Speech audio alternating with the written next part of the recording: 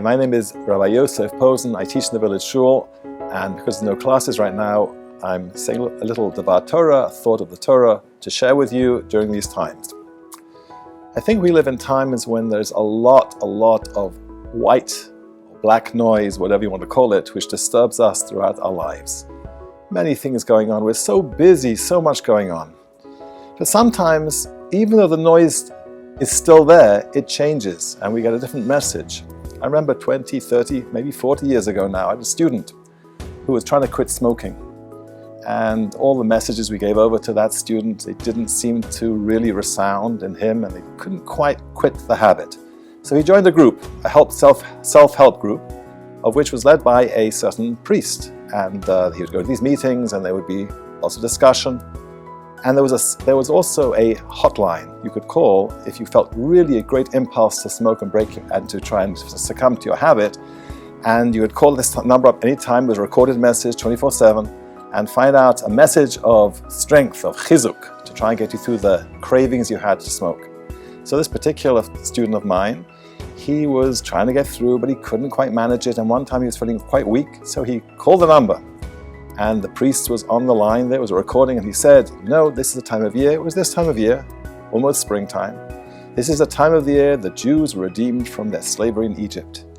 And if you can remember, the Jews became a nation through their overcoming this challenge. We can overcome the challenges of the temptation to smoke.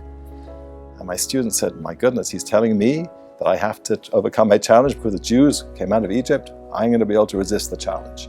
The noise was still there, but the message changed slightly. We have to realize that right now the message has changed, that we're in different times.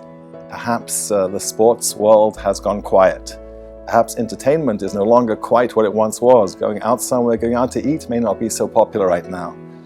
But the fact remains there are other noises. There's lots of news, constant news, to keep us updated about the situation. But one thing has certainly changed, and that is that we get a message. The message is, at least one of these messages is, I can't speak for all the messages, is that the fact remains we're going to spend more time with our children, with our family, with our grandchildren as well.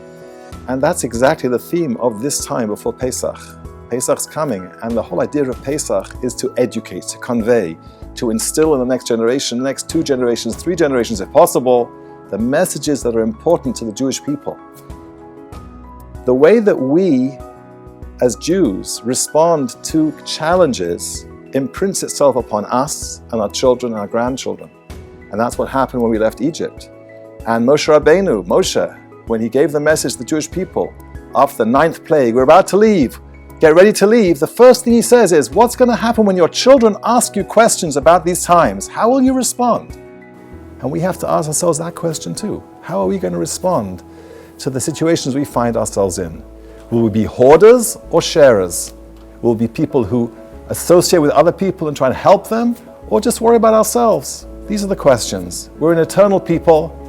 The way we respond to challenges has an eternal message. May we all rise to the challenge, and may we all enjoy this season before Pesach to educate ourselves and our children in the right way to respond to the challenges we face.